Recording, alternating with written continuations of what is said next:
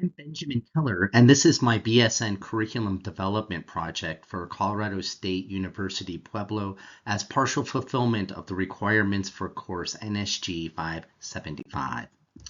Years ago, I completed a doctorate in ministry in leadership, and we had an organizational philosophy: know where you are, know where you're going, only then can you find out how to get there. So we need to start with the end in mind. So where are we? We are facing a critical shortage in the nursing profession. Nursing educators and the programs that we create and design can either help or hurt efforts to address this shortage. So I have two overarching goals for this program. The first is to reduce nursing school attrition, and the second is to reduce dropout rates for new nurses from the profession. Nursing schools turned away over 65,000 qualified applicants, and BSN attrition rates are between 18 and 25% each year. And approximately 18% of new nurses left the profession in their first year, and 25% plan to leave the profession in 5 years. How do we do this?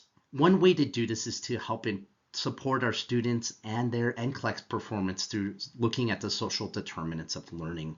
So along with reducing attrition, curricula should lead to better student success as measured through NCLEX performance.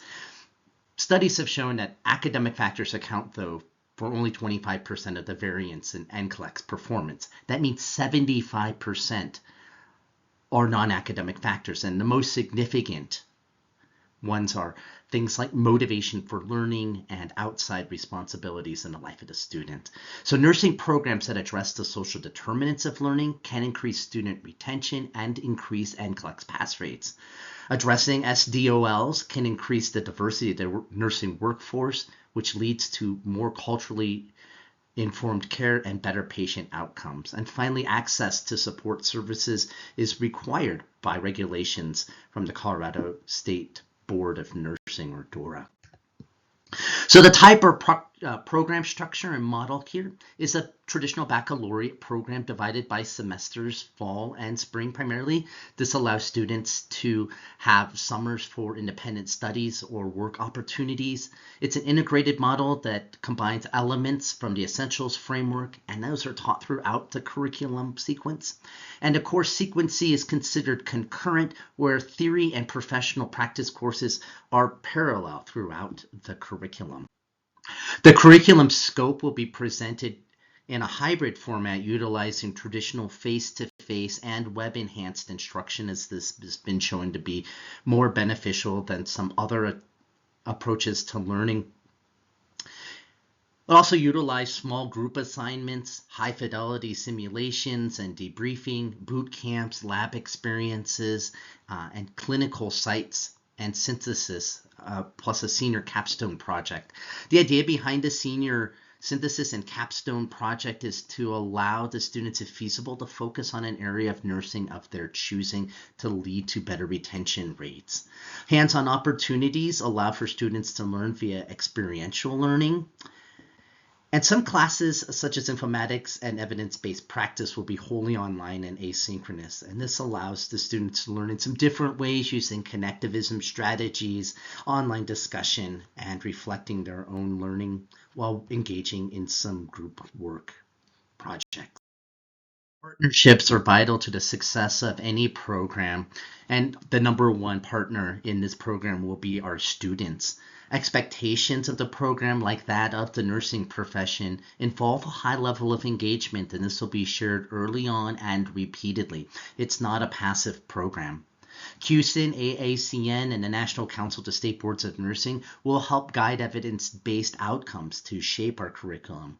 Also, per DORA, Colorado's Department of Regulatory Agencies, BSN programs are to be accredited.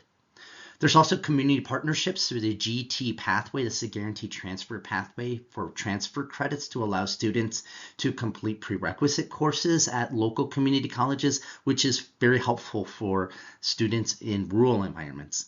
And local hospital systems such as UC Health and Common Spirit now offer a accredited new nurse residency program that's really robust and helps students to develop critical thinking and transition to practice skills. Partnerships like this can help identify gaps and they can be leveraged to meet those outcomes. Just really quickly touching on the benefits of TPPs, the average cost of a nurse turnover for a frontline nurse is about $40,000. That's from 2022. TPPs increase nursing retention, critical thinking, satisfaction, confidence, and competence, and they help hospitals reach magnet recruitment goals. In a program co-created by the AACN, NCSBN, and Visant, increased nursing retention by 20%, which is huge. Our text describes nursing programs that utilize multiple frameworks or combine multiple theories as eclectic. And this program is eclectic as it's first and foremost focused on outcomes and the three that we had mentioned previously, which is reducing attrition, increasing NCLEX pass rates in critical thinking, and fostering greater nurse readiness and nurse retention. It's competency-based as curriculum goals, professional abilities, philosophical approaches, and core concepts are evidence-informed and evidence-based and are derived from the context in which graduates will eventually practice. That's the importance of the TPP as well. Elements from the Essentials framework are found throughout the curriculum. It's student-centered, and student-centered teaches students to analyze, evaluate, and develop critical thinking and creative perspectives on information while decreasing content overload, which leads to better results. Student-centered strategies also allow the ability to focus on those social determinants of learning, which can lead to better student and better patient outcomes. Just very quickly, the philosophical and theoretical overview. The philosophy is pragmatism. The educational theory is a cognitive constructionist model, and the pedagogy and teaching strategies are problem-based learning and narrative, and the science of learning. And we'll break these down in the next slides. So the educational philosophy or pragmatism combines idealism and realism, and this is because change is constant, and students need to experience reality. Healthcare is always changing and adapting. Active engagement and exploration in learning through simulation, lab activities, clinical experiences, field trips, guest speakers, subject knowledge experts, community and social activities, and small group can really help the students to engage in learning. And students are encouraged to take in new information, interpret it, and apply it to learning and concurrent client experiences. That dovetails nicely into our theory, educational theory of cognitive constructionists. This comes from Jerome Brunner. The idea with cognitive constructionists is that knowledge changes as students build upon previous experiences and learning, and that helps us students to improve their ability to learn by relating instruction to experiences that they've had in clinic and in life, to be active in their learning, and it includes a spiral organization to assist in understanding. This spiral organization lends itself to a simple to complex model or a scaffolding approach whereby knowledge is organized so that learning occurs sequentially and in multiple contexts, and this is shown to lead to deeper learning and greater retention of information. The educational philosophy and theory will be supported by the pedagogy and teaching strategies, and that'll depend a little bit on the course, but the scope will include a lot of problem-based learning or narrative pedagogies where clinical problems and professional issues are brought into the classroom as a springboard for discussion. Instructors will share professional stories, exemplars, or case studies to increase student engagement, positive outcomes, and critical thinking. For example, a pharmacology module might start with a student role-playing, going to the urgent care with supraventricular tachycardia and asthma and how best to treat it, and the importance of utilizing cardioselective beta blockers versus non-cardioselective beta blockers. It'll utilize the science of learning, which is brain-based learning, which involves social interaction, a variety of learning methods and modules and modalities, fun activities, pre-class preparation, and the use of regular feedback through weekly quizzes over new and comprehensive content versus, say, a single unit-based exam that happens every few weeks. This allows for increased opportunities for spaced learning, review, and reinforcement of topics, as well as spaced repetition, and leads to better retention of concepts. Let's quickly look at the course's scope and sequence of the program.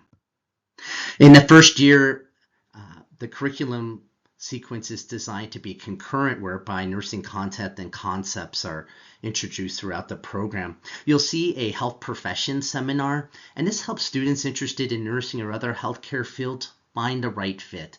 The other courses taken this semester easily transfer to core curriculums for other degrees, such as pre-med or health sciences, if nursing isn't the right fit. A study by Smith, Walchott, and others in 2019 showed a high attrition rate can be attributed to the discrepancies between the expectations of nursing and nursing education and reality. And by correcting misconceptions about nursing and nursing school, these attrition rates can be decreased. Additionally, you'll see the traditional scope and sequence of anatomy, physiology, concepts of professional nursing right away in this first year in order to get a taste of the profession. In the fall of the second year, you'll see that there's a nursing success seminar, and this course is designed to get to the heart of those social determinants of learning. It allows students to build a sense of community, gain a sense of encouragement, connect with coaching, supplemental resources, and the like. Help reinforce study skills, gain strategies for successfully completing the nursing program and passing nursing exams, including things like dose calculation, critical thinking, and application questions. And one particularly effective retention strategy involved clinical coaches who served as advisors that used questionnaires at the beginning of each semester to identify obstacles and barriers. And then they used basically coactive coaching to help the students to make a plan to succeed. Speech and communication courses are included, as nurses need to feel comfortable in speaking in front of others. Pharmacology appears after pathophysiology and before MedSurg 1, as some hospitals will not allow students to pass medications without it. And after completing fundamentals in the spring, students may be eligible to serve as a care partner at a local hospital, which allows students to gain income and patient care experience, as well as time management skills.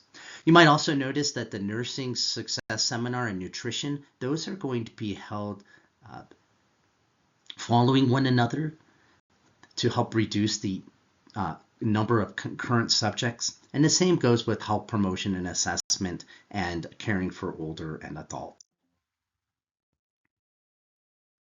A 2023 study by Leon and others highlighted that nursing programs needed to produce higher skilled nurses capable of independent critical thinking while navigating lifespans and increasingly complex patient populations and healthcare systems, and suggested shifting the focus from traditional systems-based to across environmental settings, the lifespan, and the health illness continuum. And so that's how this program is designed.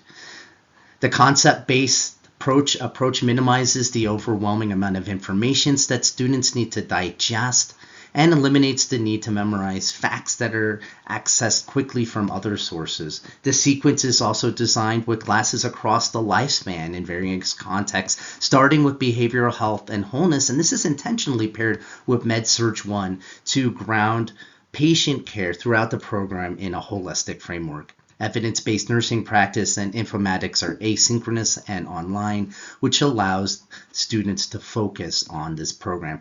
Evidence-based practice is also a little bit earlier here than in some programs so that they can understand the importance of evidence-based practices. Looking now to their senior year, there's an opportunity for a senior capstone to let students focus on an area of interest.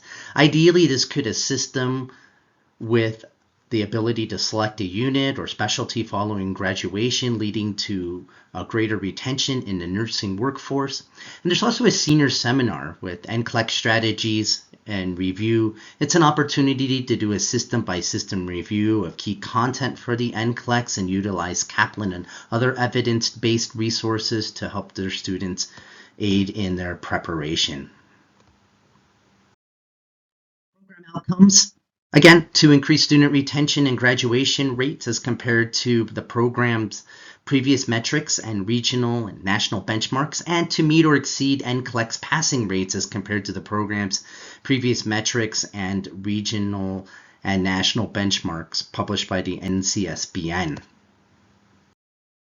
Finally, student learning outcomes. Upon the completion of this BSN program, students will be able to demonstrate culturally competent care, compassion, and empathy to a diverse population as evidenced by showing awareness and understanding of the social determinants of health and advocating for their patients' needs, by demonstrating clinical competencies and critical thinking as evidenced by the ability to safely execute essential nursing interventions utilizing evidence-based practices, demonstrate professionalism, leadership, self-directed learning, and ethical decision-making while providing patient-centered care as evidenced through the interactions with patients, families, faculty, and an interdisciplinary team, and demonstrate academic readiness for practice as evidenced by successful completion of the BSN curricula reflecting critical competencies of the AACN's essentials and passing of the NCLEX. Here are some references that are utilized for looking at this. I invite you to take a look at some of these. There's some really great studies in here that look at how to go a little bit deeper into all of these social determinants of health and how to help support students as they're trying to grow through their program.